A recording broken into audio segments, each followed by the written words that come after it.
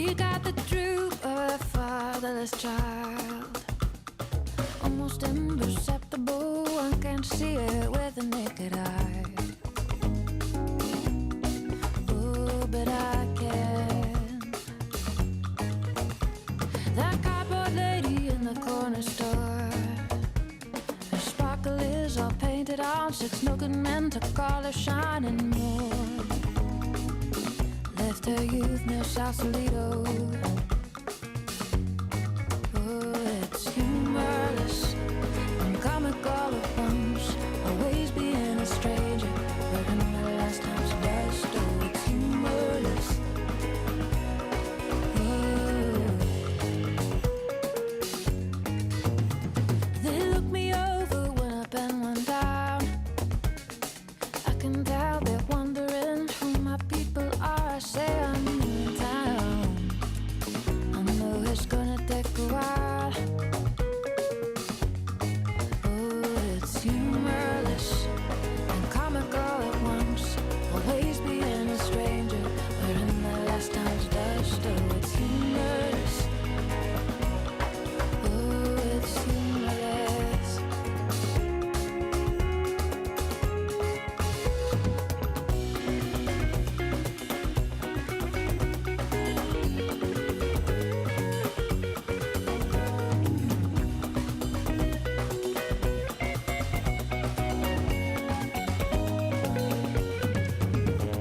I speculate and browse the Duraflame.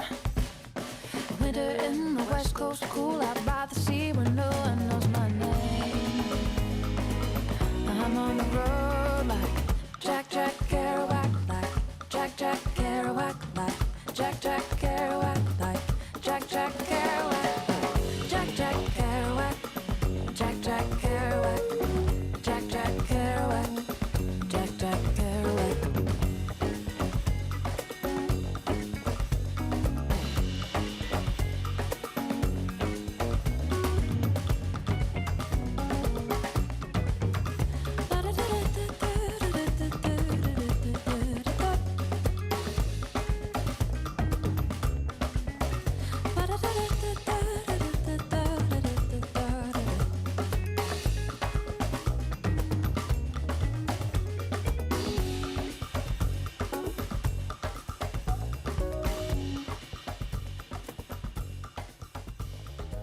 RNZ National, some surprise Brooke Fraser there. The track is called Jack Kerouac. Jesse Mulligan with you at 23 past 1. So we've been talking about this idea of following Wales' lead and allowing 16 and 17-year-olds to vote. Well, Children's Commissioner Judge Andrew Beecroft joins us now. Kia ora, Judge Beecroft. Kia ora, Jesse. Now, do you know what has happened in Wales? Can we get a bit more of the story? Yeah, the law takes effect from now whereby 16 and 17-year-olds can vote in parliamentary elections. Just as in Scotland, Austria, there are other countries in the world. We wouldn't be world leading if we did this. We sort of are world leading in so many ways, but we need to get with the game, I think. So what side are you on? Do you think it's a good idea? I do. I think 16 and 17-year-olds are ready for it. They know the issues. As I travel up and down the country, they talk about fresh water, housing, child poverty, climate change. They march for climate change. They are remarkably articulate. They're keen to be involved, and I support that. If we made that change, would we have another obligation perhaps to include a bit more education in schools, or something that might help equip teenagers to make an educated vote? Absolutely agree. I think civics education has long been neglected in New Zealand. I think it'd be great to have a good civics education program going hand in hand with this, because the first vote would be at school. People need to know what a vote is, what proportional representation is, what a member of parliament is. All the evidence is that habits started early last for a long time. We need to find a way of getting 16 and 17-year-olds engaged in our democratic system, and early. And they're up for it and they want it. Why 16 and not, say, 14? Yeah, I think 16 and 17 is a good start. That's when you can start driving the car. I think that's when you're looking at NCA level 1. I mean, you could argue to the cows come home, I guess, of what's an appropriate age. But I think all the experiences 16 and 17-year-olds want it, and it's the model that's used overseas. I think it's a good model. And after all, I mean, these young people will be bearing the burden financially of what the COVID crisis will cause. It's their future, and I think they need to be involved in it, and they want it. Yeah, tell me about that, because there seem to be a number of issues around at the moment that have disproportionate effects on the adults of tomorrow. Yeah, I think you could say that the COVID lockdown itself really was toughest for the 10 to 20% who were struggling as children before COVID started. It was pretty grim for them. I think that group's going to get bigger as more and more families are unemployed. And we'll need to borrow, I guess, as a country in years to come. We may need to put taxes up. I mean, these are all issues that are going to fall on the backs of our current teenagers who will be in the workforce in their 20s and 30s for probably a decade or two to come yet. I think it's a good reason to consider seriously what the rest of the world is doing. To be honest, Jesse, I'm surprised that excites and sort of polarises people, this debate. It's a good debate to have. We need to think it through, but it is going to be our children who bear a disproportionate load for getting us back on track. I think what better way than to trust them, or at least give them the opportunity to vote. Why do you say that the lockdown was particularly impactful on younger people? Well, younger people generally love to get out, love to engage with their peers, love to do things with their peers, love to socialise. I think it's been hard. I mean, it's been largely done by social media. It's been tough for them as a group, as a whole, because their lifestyle is about getting out and engaging. I think those who were struggling in homes that were poorly heated, that were colder, leaking, where there was real stress, even toxic stress on the family, for that much smaller group of young people, it was particularly tough. How do we know what's going on for some of those families?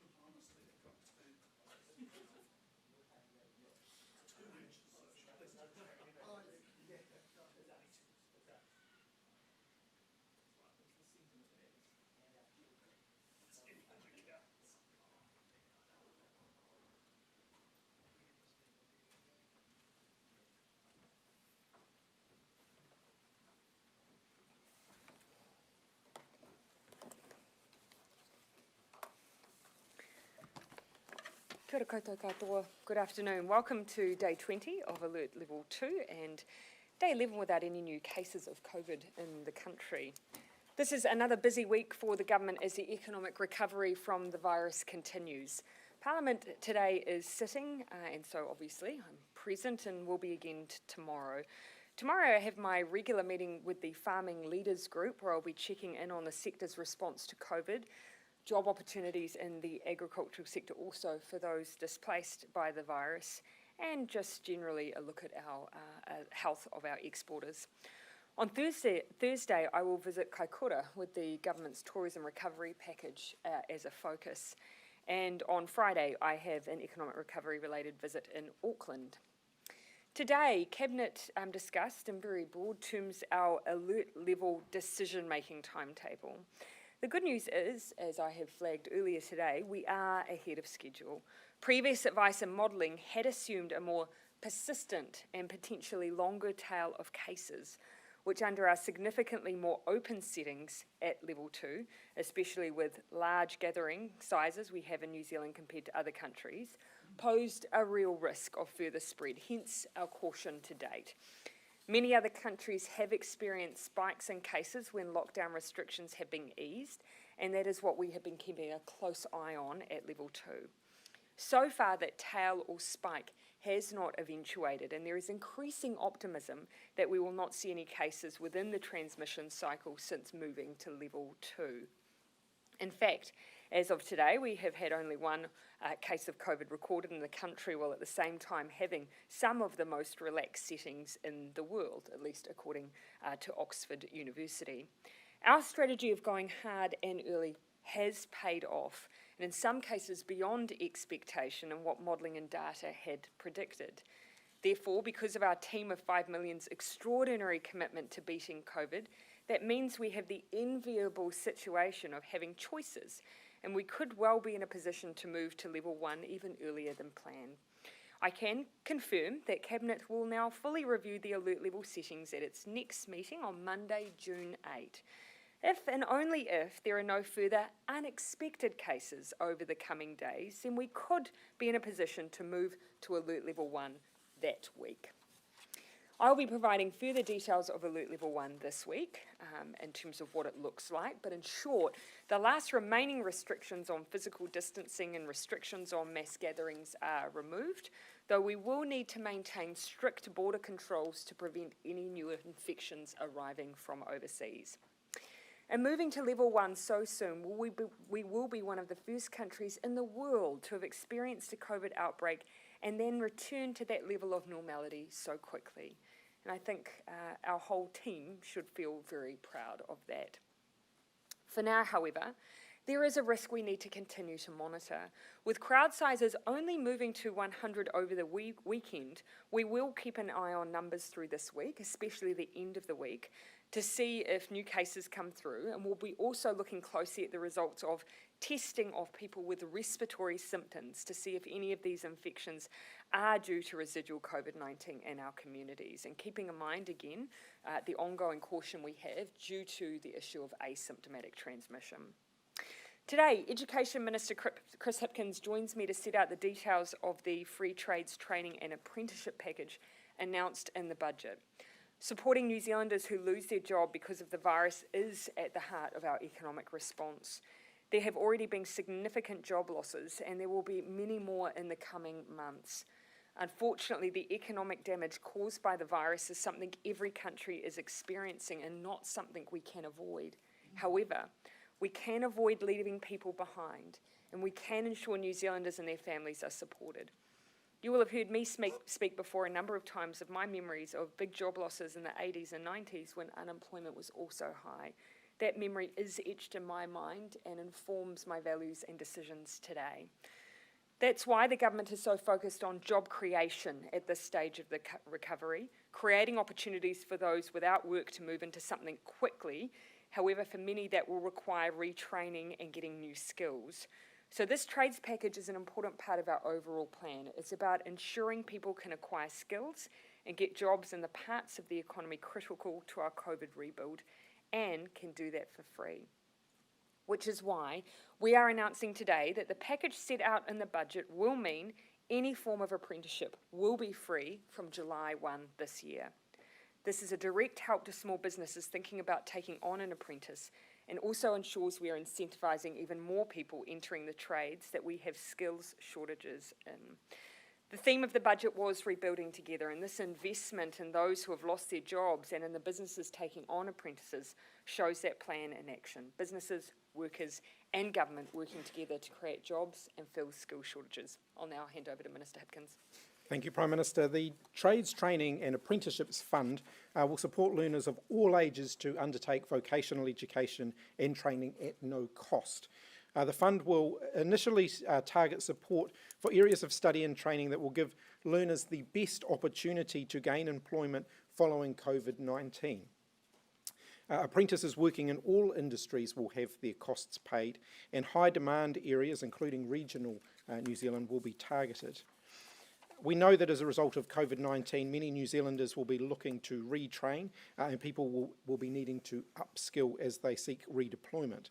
We're working very hard to connect both sides of that equation by making this process as simple and as practical as possible. So this is designed not for just school leavers, but for people of any age who are looking to change employment and retrain as the circumstances in their life have changed. Every course is different, but the cost for learners at tertiary providers or industry trainees and apprentices can be between $2,500 to $6,500 per year, and we will be covering all of that cost. Apprentices and learners whose course started earlier this year, but continues beyond the 1st of July, will be eligible for a partial refund for the period beyond the 1st of July. We're moving very quickly to put this in place by the 1st of July, recognising the fact that we need to respond to the changing nature of the labour market. The fields that we will initially be covering include all of the primary industries and the building, construction and civil engineering industry, community support, which includes things like youth work, care for the elderly, counselling and community and mental health, manufacturing and mechanical engineering and technology, electrical engineering and road transport. Of course, we know we've got some skill shortages in areas like truck driving and bus driving that we can fill reasonably quickly if we can train people quickly enough for those. For 2021, we will refine those initial areas as we better understand how COVID-19 has affected the overall workforce. This package sits alongside the Employer Apprenticeship Subsidy Scheme, which we'll be announcing more details of shortly. Prime Minister. All right, thank you, Ron. Questions? Yeah, Barry. Given the widespread protest yesterday and the thousands of people around the country, hasn't the government effectively lost authority when it comes to the restrictions on crowd sizes? No. Or why not? Well, obviously, we've put in place the rules. It's up to the police how they determine to enforce them. But just as we had some rules broken in Alert Level 4, it is no reason for us to abandon what are restrictions that have been put in place for the health and safety of all New Zealanders. Shouldn't the police's job is to enforce these regulations? They didn't do their job yesterday. And that is their job, and so I will not be passing comment on what is their job. Those are operational decisions for them. Minister, why didn't the Cabinet decide or make a decision on whether to move to level 1 today? Why are you postponing it to next week, given that we've had 0 cases for And of course, we only moved to mass gatherings of 100 or more on Friday. And all the way through this, we have said that what is best for business is getting our response right. That once we get to level 1, we want to stay there. And keep in mind that there is still concerns amongst the scientific and health community around asymptomatic transmission. So this is about a balanced decision. We have brought it forward, but not so far forward that we risk the gains we've made. Dr. Bloomfield isn't recommending that those people who attended the protest self-isolate or anything like that. Haven't we isn't that giving the people licence to flout the rules now? No, it's not. Of course, you were asking for his health advice on what was required now, and of course he's making risk-based assessments that are for the health professionals, but of course he also maintains the view that we still need to keep restrictions on mass gatherings at 100. What do you think of your deputy campaigning to move to Alert Level 1 earlier? Oh, look, that's a view that the Deputy Prime Minister has expressed to me both privately and publicly. He had a view that we should move as of Monday. Obviously, my job is to balance, of course, all of the advice that we receive from the scientists who remain concerned about moving at a pace that can ensure that we don't go backwards. And so my job is to build that consensus. Is it time to invoke the agree to disagree measures in the Cabinet Manual? Again, as I've said, we had a consensus decision, although there was an alternate view presented by some members at the Cabinet table.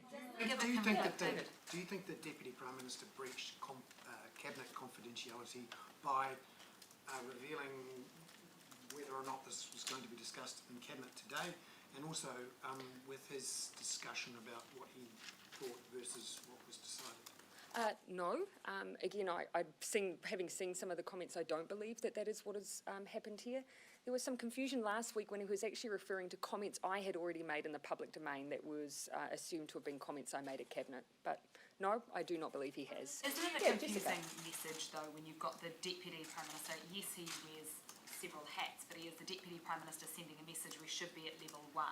Doesn't that just create confusion? And I think we should be here to the Deputy Prime Minister. He does have a different view, and he has been open about that view. He is, however, not advocating that anyone break the rules that are currently in place. The rules are there for a reason. The rules are there to ensure people are kept safe and well, and that we don't go backwards. Once we move to alert level 1, which we are potentially on track to do sooner than almost any other country in the world, the most important thing for our economy is we don't go backwards. Isn't an important time when Cabinet should be speaking with one voice? And often there will be differences of opinion around the table, but ultimately we have formed consensus. There is a balanced position here that is about making sure we do not slide backwards. That would be the worst thing for our economy possible. Have you been happy with the Deputy Prime Minister's conduct through this most recent alert level? Do you feel that, regardless of whether or not he's breached the letter of the Cabinet Manual, do you feel that he's acted in good faith? Yeah, ultimately I was aware of his view, and I was aware that he intended to share that view publicly. It will not surprise people in this room to know that from time to time the Deputy Prime Minister and I will take a different view, and colleagues around the Cabinet table will take a different view. Isn't the message from Ashley Bloomfield today that there's no need to self-isolate for any of these protesters, effectively saying the 100 gathering limit is... no, why not? I've already explained an answer to that. Barry, of course, Ashley Bloomfield has not changed his views that the cumulative risk of mass gatherings above 100, when we still run the risk of asymptomatic transmission, is not advisable at this stage. It does not, however, translate that he's therefore asking everyone who may have been at a mass gathering to then self-isolate. It does not change his view that there is still too much risk for us to have large-scale gatherings at this stage. So do you think Donald Trump is racist? It's not for me to make conclusions about other people's characters, particularly of other world leaders. It is my job to make sure that we reflect our values in New Zealand. Do you have a personal view on it, though? Do you think he's I have a racist? view on the incident, which I've already shared. On the issue of racism in America, is it time for us to have a look at our own backyard and the systemic racism within our own police towards non? It is our duty to constantly look at our own backyard, and we should never shy away from that. And of course you have seen the police going through a journey of addressing a number of issues, and including whether or not they have enough diversity within the police force. That is an area where they have been making gains, but I don't think our New Zealand police, or even indeed New Zealand, would ever claim perfection, but they would say they have a job to do. Examples for with the ART, for example, that was conducted in highly populated Māori Pacific communities on the back of March 15. Yeah, so the armed response trials were trialled in Auckland, in Waikato and Canterbury. Obviously that was a decision made by the police. That did not stop ministers and MPs expressing concerns that they had with those trials.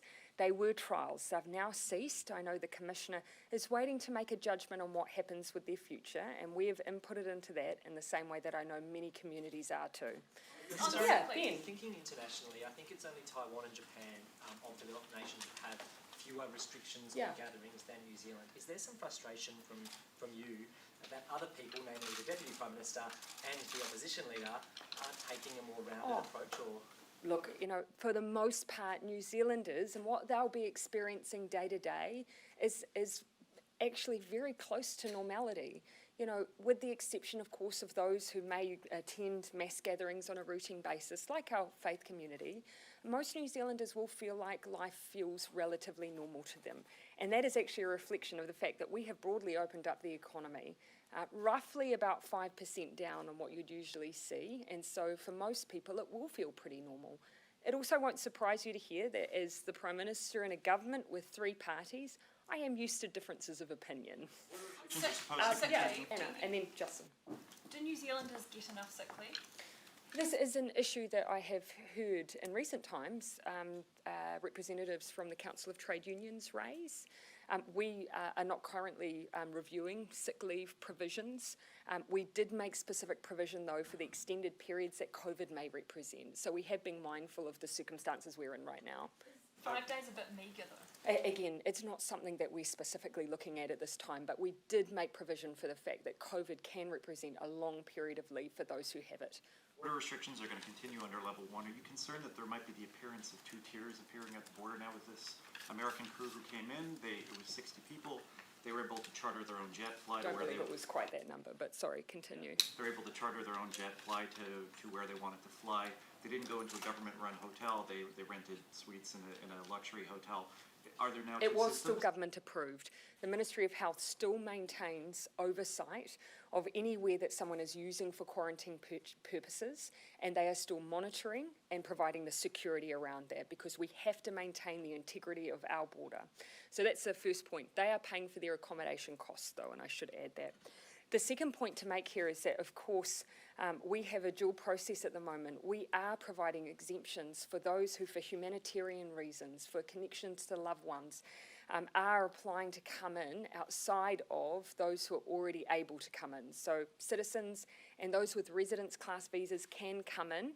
Others can apply. We've had over 2,000 people coming in for those reasons, and it's more like 150 for economic reasons. So you can see we're trying to manage both at the same time. Minister, are you satisfied with the... I should correct myself here. Over 2,000 approved. They may not have necessarily come in yet. Are you satisfied with the length of time it's taking at the moment for people to get tested for COVID-19? No. And I should add, that's not because of the processing, but because of sometimes how long it's taking for stoic New Zealanders to determine they should have a test.